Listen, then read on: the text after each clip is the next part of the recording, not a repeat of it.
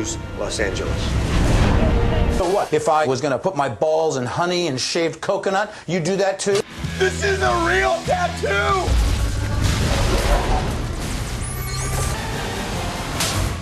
No. Ready for this? Let's find out. Become one of us. Wow. Welcome to our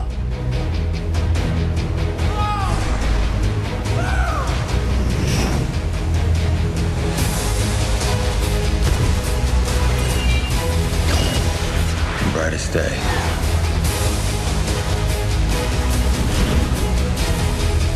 Blackest night. No evil shall escape my sight. Let those who worship evil's might beware my power. Green Lantern's light!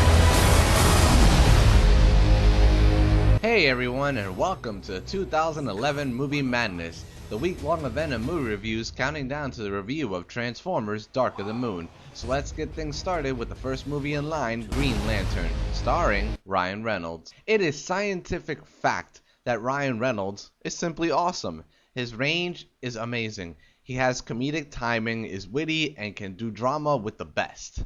He's versatile with pop cultures, the ladies love him, the guys want to be him. I mean, to have that is a rare mix. Truly, Ryan Reynolds is the man, so I was shocked to hear reviews of this film possibly being considered as the worst film of the year, while others said that it was good. Well, it's a bit of both, to be honest. Is it a sin against mankind and the worst film of the year? No. That title still belongs to Sucker Punch, and I highly doubt a movie can top that movie's shittiness. Is it a faithful adaptation and one of the strongest comic book movies to come out? No, absolutely not. You see, Green Lantern's problem is that it doesn't know how it wants to come off, as serious or funny, and often ends up switching between the two throughout the entire film. It almost feels like this flick had two writers, with one wanting to stick to the comic and make it serious, while the other wanted to just make a more light-hearted film while playing off of Ryan Reynolds' comedic strengths.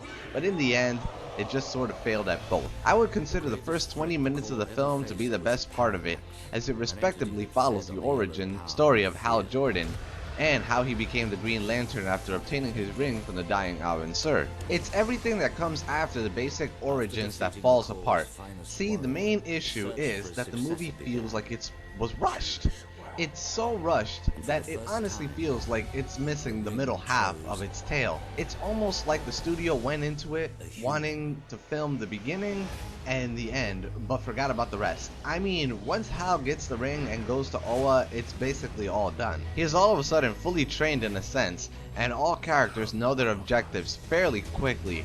It sounds like I'm trying to dismiss a good portion of the film, but this is really how it is. The middle is essentially filler, and anything else is a failed attempt at character development. Let's start with Hal Jordan. We get a bit of his backstory and how he has the ability to overcome his fears but hasn't reached that point yet.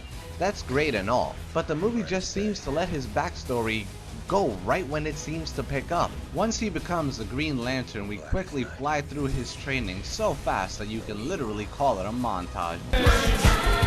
Show a lot of things happening at once, remind everyone of what's going on, and with every shot show a little improvement. To show it raw would take too long. That's called a montage. Girl, we want a montage. And anything if you want to go from just a beginner to a pro, you need a montage. Even Rocky had a montage. After the montage, he essentially knows everything and is our superhero, even though he doesn't feel so.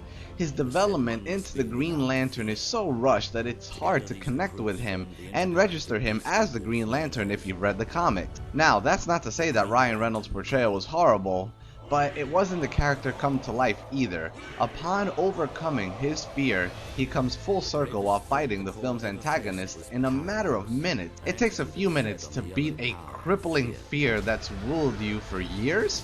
the same lazy and rushed effort was applied to Hector Hammond as well, who got off to a solid start and then just fell apart. Again, he just suddenly masters his powers and all of a sudden has a grudge against Hal Jordan and Blake Lively's character, which doesn't make any sense. Yeah, I know what some people may be saying, and that is that Hammond's character feels frustration and resentment from not feeling up to par when compared to everyone else in his life, and he holds a grudge against his father for the way he was treated throughout his entire life. Yes, that's good and fine, and it explains his motivations against his father, but that doesn't explain his motivations against Hal Jordan or Carol Ferris before encountering Parallax. Hal Jordan and Carol Ferris were the only two characters who treated Hector Hammond with kindness and felt for him. They were the closest thing to friends Hammond had, so it was completely out of left field for him to just randomly take issues with them. Yes, one could argue that the alien blood that has infected him has caused all sorts of insanity to the man, but that doesn't quite explain Hector Hammond's actual hatred for Jordan and Ferris. How have they mistreated him? Nothing that happened before and after obtaining superpowers ever gave him reason to go after them. And when you don't have a reason to justify your character and their actions, you tend to not care about that character. Now we're on to Blake Lively, who is pretty much useless in the movie and gives a terrible performance. I don't know who was worse, to be honest, all the girls from Sucker Punch or Blake in this film. Not one attempt at emotion is convincing, and the relationship between her and Ryan Reynolds is not one bit convincing, considering the fact that they have no chemistry whatsoever. Honestly, I could care less if she was eaten by Parallax. Speaking of him, this character was not a good choice for the movie's villain. Yes, his concept is truly interesting, but you need a villain with more motivation and on a smaller scale to be the main villain. In this case, that would be Hector Hammond, but they messed him up and Parallax was the real villain instead, which just didn't work out. He is essentially a concept of fear, or fear itself. An emotion can't be a villain in something like this. It just doesn't work out, like it didn't work out when Galactus was a cloud in Fantastic Four: Rise of the Silver Surfer. Such things are hard to connect to, which is required for an audience to care.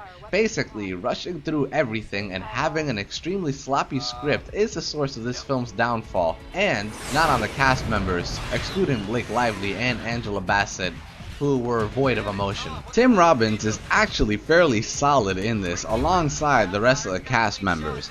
The planet of Oa is truly beautiful and the CGI is great. It was a nice treat to see the comic book characters fully realized, such as Kilowog and Sinestro, who was fantastic thanks to the always great Mark Strong. The start of the film was also pretty solid, and the few dramatic scenes done right with Ryan Reynolds were great to see too.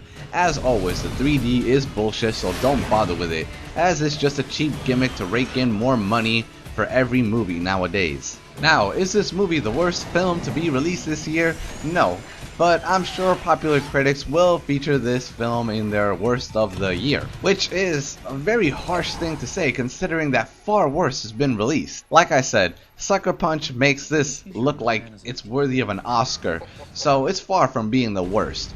Warner Brothers were hoping to hit a Dark Knight with this film franchise and missed, but they did bring an interesting character to the big screen who can create amazing times at the movies if properly given the chance, and I for one would love to see another Green Lantern film done right with more craft and intelligence. Till then, we'll have to settle with this hit and miss film. Green Lantern gets a 6.5 out of 10. Do not